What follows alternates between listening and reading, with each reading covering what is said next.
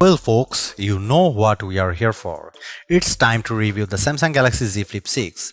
It's the same phone as the Galaxy Z Flip 5 except there are colors around the cameras and it's more expensive. I jest, but that's not a totally inaccurate description of the Z Flip 6. This year's Flip is a very solid phone that's objectively good at everything it does, but it's also an incredibly lazy one that I struggle to wholeheartedly recommend. Confused by that juxtaposition? Let me explain. Let's start on a positive note. As far as Flip phone foldable build quality is concerned, I'm not sure it gets much better than the Flip 6. Samsung has been churning out folding phones for 5 years now. Now it shows. The Z Flip 6 is sturdy, well made and almost perfect in its design, save for one thing. I love that Flip 6's aluminum frame is now matte instead of glossy like it was on the Flip 5, but the flatter sides and sharper edges don't feel nearly as comfortable. I don't like the glossy frame on the Motorola Razr Plus 2024, for example, but I also find its rounded edges and frame much nicer to hold. The Flip 6 isn't annoying to hold, though I do hope the more rounded design comes back next year. The Z Flip 6 also has an exceptional hinge. It moves fluidly with no resistance or creakiness. It can be propped up at almost any angle and it easily snaps open and closes shut with one hand. The hinge also more durable than ever, featuring Samsung's new dual rail hinge design. The company says it has better shock distribution than past models, while the new folding edge mechanism offers better resistance to pressure and sharp objects. Combined with an IP48 rating that offers dust and water resistance, this is one of the most durable folding phones you will find. But it's not just the hinge that Samsung does so well, it also expertly executes the smaller details. All of the buttons are firm and clicky, the speaker is loud and sounds surprisingly full, the fingerprint sensor is lightning fast. There are smaller details that other flip phones sometimes have to sacrifice, but not here. As for colors, there are a lot. The normal color this year include yellow, mint, blue and grey. Yellow is my personal favorite too. I have grown quite fond of the blue color on my review unit. If you buy the Flip 6 from Samsung's website, you get 3 more options: peach, white and crafted black. Crafted black has a Kevlar-like texture on the back that looks cool in photos, though it feels a bit cheap in person. Also, even though I joked about it at the beginning of the review, I do kind of love the matching colors around the cameras. It's a fun touch.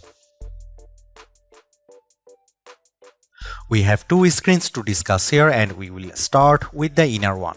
It's great.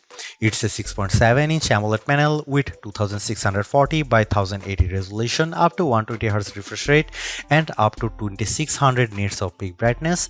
The increased brightness is a very nice touch, but otherwise this is the same display as last year.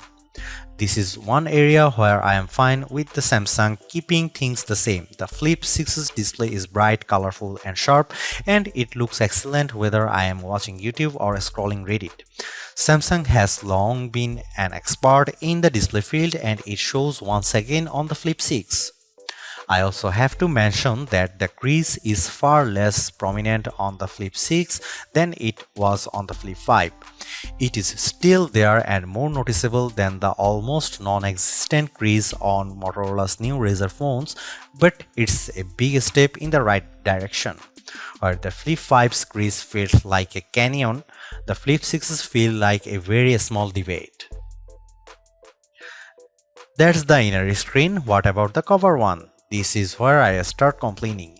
Last year, the Galaxy Z Flip 5 took the teeny tiny 1.9-inch cover display on the Flip 4 and expanded it to a much larger 3.4-inch one.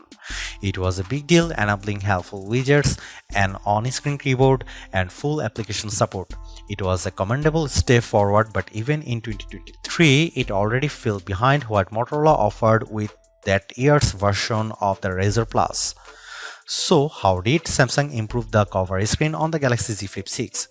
It didn't, not at all. Just like last year, it's a 3.4-inch AMOLED panel with a 720 by 748 resolution and a 60Hz refresh rate. It's serviceable, but that's about it. The low resolution makes icons and text look fuzzy, the 60Hz refresh rate feels sluggish, and the 3.4-inch size feels cramped by 2024 standards. You also still can't run apps on the cover screen without jumping through a half dozen hoops. Meanwhile, the Z Flip 6's biggest competitor, the Motorola Razr Plus 2024, kicks the living daylight out of it. For context, the Razr's cover screen is a 4-inch AMOLED panel with 1080 by 2640 resolution and up to 165Hz refresh rate. Yes, those are the cover screen specs. The Razr Plus makes the Z Flip 6 look antiquated by comparison. This is one of the areas where Samsung needed to improve the most. Instead, it took the Flip 5's cover screen, slapped it on the Flip 6 and called it a day. It's incredibly disappointing and one of the phone's biggest sins. On a better note, the Galaxy Z Flip 6's camera are good. They aren't amazing, but the two main sensors are capable and reliable. If you want a phone that can consistently capture great images, you will be happy here. The star of the show is a 50MP primary camera, the same one you get on the Galaxy S24 and S24 Plus. It's joined by a 12MP ultra-wide camera with a 123-degree field of view plus a 10MP selfie camera at the top of the inner display. Overall, photos captured by Z Flip 6 look nice, images are sharp and detailed and often return bright, pleasing colors. The jump to a 50MP primary camera over the 12MP camera on the Z Flip 5 is particularly handy. Not only do a standard 1x photos look sharper, but digital zoom on the Flip 6 is also very usable. Samsung says 2x photos are optical quality zoom, and I tend to agree. Even jumping to 4x and 10x, I don't hate the results. It certainly doesn't make up for the lack of a dedicated telephoto camera, but it makes the camera system more versatile than last year. The 12MP ultra-wide camera is good too. There is some slight distortion at the edges, but the 123-degree field of view allows you to capture a lot more in the frame. Photos also have a decent amount of detail despite the lower 12MP resolution, and colors are very similar to photos taken with the main camera. Like previous Samsung phones, the Z Flip 6 still struggles a bit with moving subjects. It can also be a little much more with vibrant colors at times, particularly with bright blue skies. Similar to the Flip 5, the Flip 6 has a good camera system, if not a spectacular one. Here are some camera samples of the Galaxy Z Flip 6.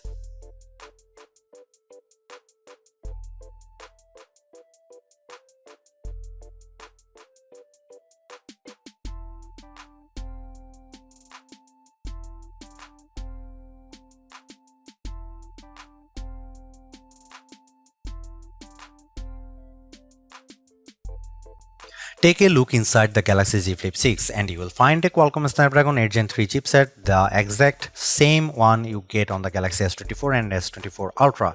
It also comes equipped with 12GB of RAM and 256GB or 512GB of storage, a welcome increase from the 8GB of RAM on the Flip 5. As expected, the Galaxy Z Flip 6 performs exceptionally. It is worth mentioning that the Z Flip 6 is the first Z Flip smartphone with a vapor chamber, specifically one that's 50% larger than the vapor chamber used in the Galaxy S23 Ultra. This is supposed to keep the Z Flip 6 much cooler when under pressure compared to past models, and it seems to work well.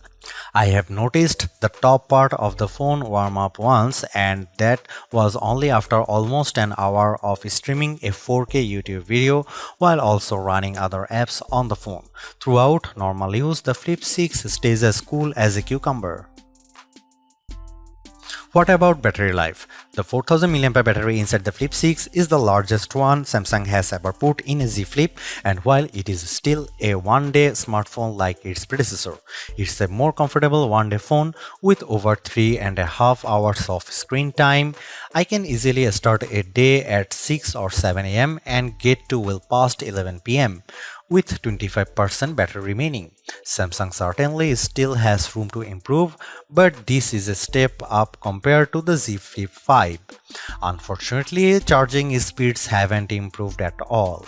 Once again, you are stuck with a 25-watt wire charging, 15-watt wireless charging, and 4.5-watt reverse wireless charging.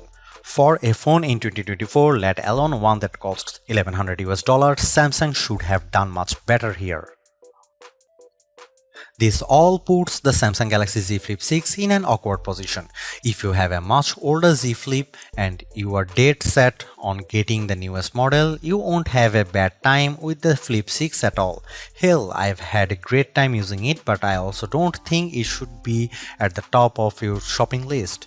If you want a good Samsung foldable, you can save yourself hundreds of dollars and buying a Galaxy Z Flip 5 and really not miss out on much at all. Alternatively, if you can escape Team Samsung, this year's Razr Plus kicks the Flip 6's butt in more ways than one and costs $100 less. It's not that Samsung made a bad phone with the Z Flip 6, it just made a lazy one.